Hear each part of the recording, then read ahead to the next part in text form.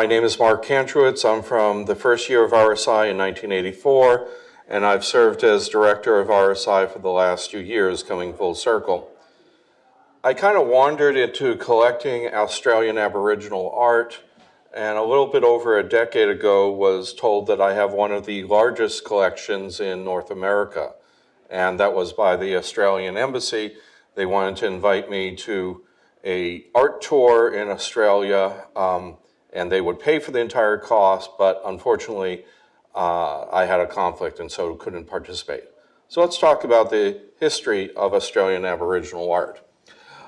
Australian Aboriginal art includes cave paintings from that are one of the oldest forms of art by human beings. The subject matter of a painting is called a dreaming, and the dreamings are passed down from mother to daughter for generations. And Australian Aboriginal artists will paint the same dreaming again and again throughout their lives with slight variations.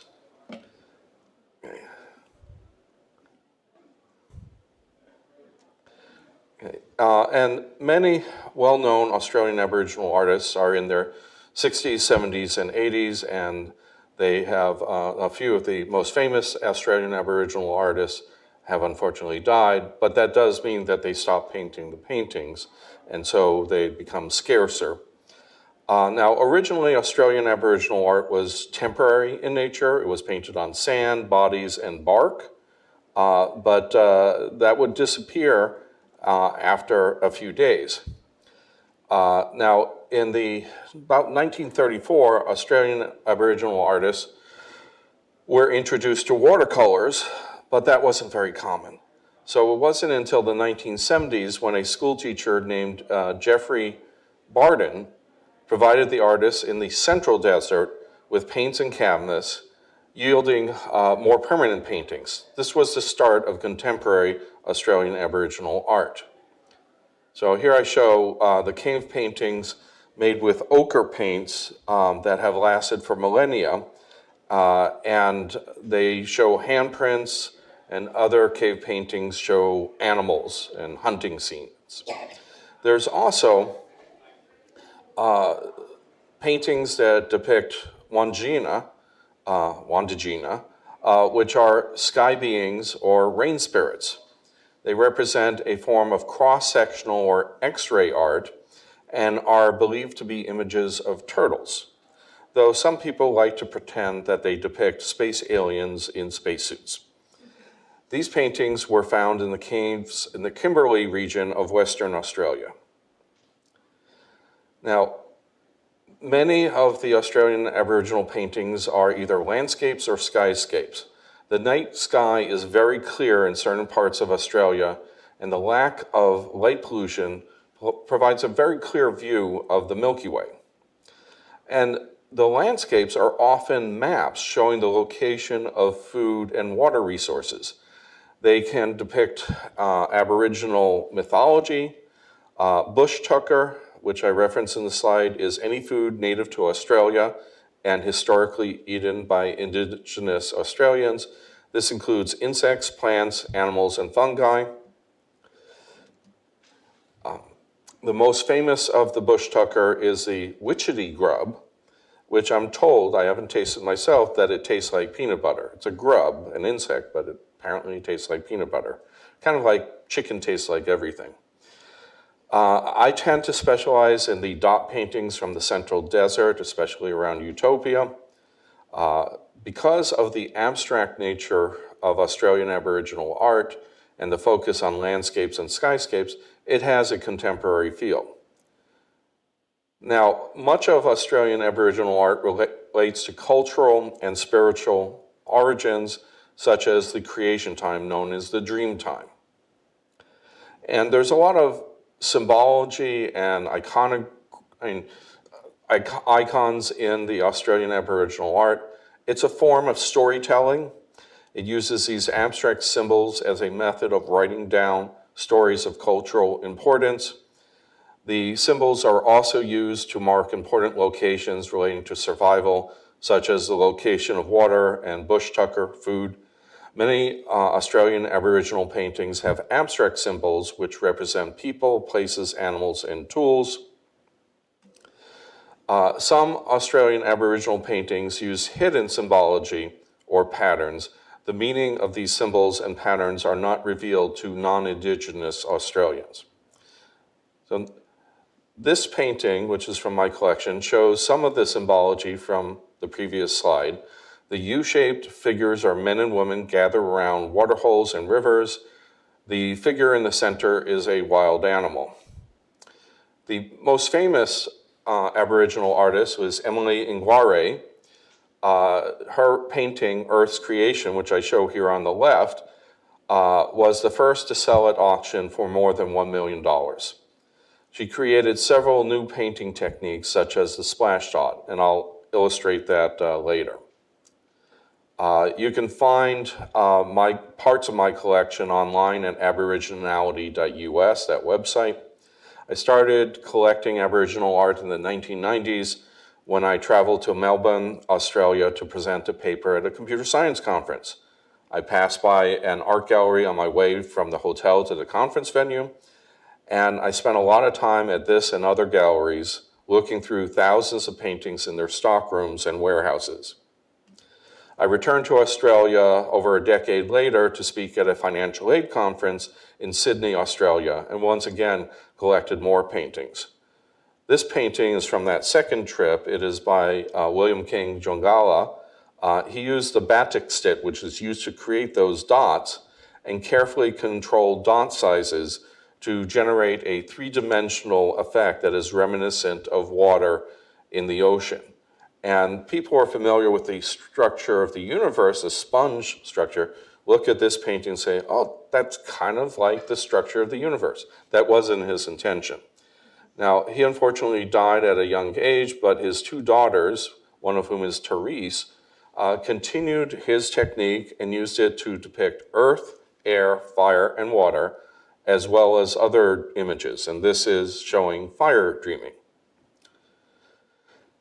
This painting, Damper Seed Dreaming, was given to me as a thank you for giving that financial aid talk in Australia. Now, more recently, some of the Australian Aboriginal artists have used carefully controlled dot sizes to give these very in-depth three-dimensional effects, like Mr. King. This is from Fabian Peterson, relatively recent, and you can see that it has a very vibrant three-dimensional effect. And this is, again, this is Damper Seed Dreaming, similar to the previous, more abstract painting. This is Milky Way Dreaming, a skyscape depicting the soft glowing stars and dark patches of the Milky Way. And as I said, there's very little light pollution in an Australian desert, so the skies are richer and more enthralling than in the cities. And the Milky Way is considered by the Aborigines as a visual representation of the microcosm within. And this painting, I originally paid like $3,000 for it. I was once offered $50,000 for it because someone said this is the best Milky Way dreaming that they've ever seen. It's also my favorite painting. This is a different Milky Way dreaming. Now, most of the stars in the heavens have stories associated with their origins. It is believed that the stars and the planets were once people and animals in the creation time. This is a painting of the story of the seven sisters, who were the mythological sisters of the Chugacora. I can't pronounce that. The seven sisters were being pursued by a Jacamara man named Cerebly, and the morning star, who is the morning star in Orion's belt. In the final attempt to escape Jacamara, the woman turned into fire and I'm not going to try pronouncing it, and ascend to the heavens to become stars. Today, they can still be seen wandering the skies as the seven stars in the constellation Taurus. This is a depiction of dust devils. It celebrates the fertility of the land near the Naparpi Lake area. The whirly-whirly are represented by the pink neuron-like shapes and the ceremonial sites by the concentric circles. And you can see the U's are people. This painting is the courtship dance between male and female scorpions. They pincers lock and they move back and forward, leaving tracks in the ground. But it's amazing contemporary nature. This shows a splash dot technique, and the inset shows an enlargement. The Goanna dreaming tells the story of a Walpiri woman who are sitting in a circle, and a man of the Japakardi skin group from Mount Dio approached the women wanting to take a girl of the Ngari skin group, and goes on and on. It talks about making love and such. Some people say, oh, this kind of looks like The Matrix. But this actually predates it by quite some time. Guian rock art figures are found in the Kimberley region of the Western Australia. They were first discovered in 1891. The rock art depicts the Guian, which are believed to be Wonumburo, Warora, and Naigariya tribes to be the first people. After the boss Wandajina created the Guian, he gave them law and order. And these are hunting gods. And they tell people the good places to hunt, and they're shown with bags, tassels, and headdresses. This is termite swarming, but it is intentional. This is in focus. And there are flying ants that are carrying weapons, such as spears and womeras, a wooden spear-throwing device. Oh, this is a great one. In 1996, Kathleen Petjare was awarded the prestigious Telstra Prize for her painting Storm in Ankara, I'm not pronouncing that right, country. And that Telstra is their AT&T. And it has a new swirling style that draws you into the painting. In 1997, the next year, her husband, who was white, Ray Beamish, revealed that he had been the painter of the prize-winning painting and many other paintings that she had made. And he's a Welsh-born white man. And she denied the allegations, saying that although he collaborated with her on the paintings, she was the author and he worked in a minor capacity under his direction. After they separated, though, she has not produced any paintings in this style. This is a painting that Mr. Beamish produced in 1997 to prove that he was the author of the prize-winning work. So this was the first, and so has some significance. During the 1950s through the 1980s, forced adoption separated newborn Australian Aboriginal children from their unwed mothers at birth. Rex Winston Walford was adopted by a white family soon after his birth. His interest in Aboriginal heritage was sparked when he first began painting in his 30s. With the help of his adoptive parents, he reunited with his birth mother, and he developed a new style. And you can see this is, again, very precise paintings. And so that's the end of the talk. Molly? So you showed one picture of one above the mantle. Where do you have the rest of these? Are they all hanging in your house? Please tell me none of them are in storage, because otherwise we'll all want to borrow some. They are all on display in my house, and I've run out of room in my house, so I can't buy any more paintings, according to my wife. And you saw there were two sculptures on either end of that mantle. Those were by my wife's grandfather, who was a listed artist Saul 80s. And when he died, we got a few of, when his wife died, we got a few of his sculptures. What's the typical size for most of the stuff you showed? Some are smaller than that one, some are bigger. I have avoided getting these mammoth paintings in multiple sets, like that earth creation that I mentioned from Emily Nguare. I've gone for a little bit smaller in size simply because I don't have that much wall space. But I do have a fairly big house with a lot of wall space on 3 floors. When you're looking for these paintings, are you going through hundreds that are nearly identical and very similar? Right. So when I spent the time in the warehouses, I went through every single painting they had in the warehouse. That was thousands of paintings. oftentimes I'd find a painting that was of interest to me, but then I would look through every single other one, which could be dozens or even 100, by that same artist. And I tried to pick out the ones that had a little bit more artistic style and a little bit more emotion, as opposed to just a rote painting of the same thing again and again and again.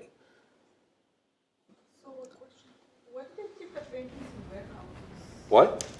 Why are the paintings in warehouses and not in galleries? Well, they have art galleries where they have like a few dozen paintings on display. Sometimes they have in a dash stockroom behind it where they have, all the paintings are either rolled up or laid flat in containers. And so you have to take them out and put them on a table to look at them. And I establish relationships with a lot of these art galleries. So when they get in a new painting that they think might be of interest to me, they send me a high resolution photo. And I bought a few over the years remotely. What they do is they roll it up, put it in a mailing tube, and then mail it to me. One more question. Have you discussed Aboriginal art with ChatGPT? What? If you discussed Australian Aboriginal art with ChatGPT, you know ChatGPT? No, I haven't asked yet any questions about ChatGPT. I've asked it questions about financial aid, and in areas where I'm the leading dominant expert, it's plagiarized my articles that I've written, because and it's kind of interesting that it's just like in copyright infringement and plagiarism. If a student uses it to create a scholarship essay, you can usually tell that it was written by ChatGPT. Jenny? I was amazed to see how great this modern art is. And if I think of the founders of modern art like Kantrowitz and Clare, they started with very realistic paintings. And from what I see here, I don't think they were influenced by Western art or by something different than their dreams and legends. Is it dreams or legends? What it is? It's fantastic. Yeah, it's the dreamings that are passed down along matrilineal lines, mother to daughter, and sometimes you have male artists like Clifford Possum who, there were no daughters, so he took it over, and he's one of the more famous Australian Aboriginal artists. I think one of his paintings sold at auction for $2 million. But it's also, I have an Emily, a painting by Emily Nguare, which looks like finger painting. And so when my kids were young, I said, see, you too can do this and become a famous artist. Didn't really work. I think they would look like Jackson Pollock. I don't know. It seemed very chaotic for them because there is very beautiful thing between their structure and modern. Yeah, and they didn't intend to create contemporary art. And it was just their heritage that they were now putting on canvas instead of on sand and bark. Thank you for sharing. Thank you. Any more questions? Okay, well, thank you.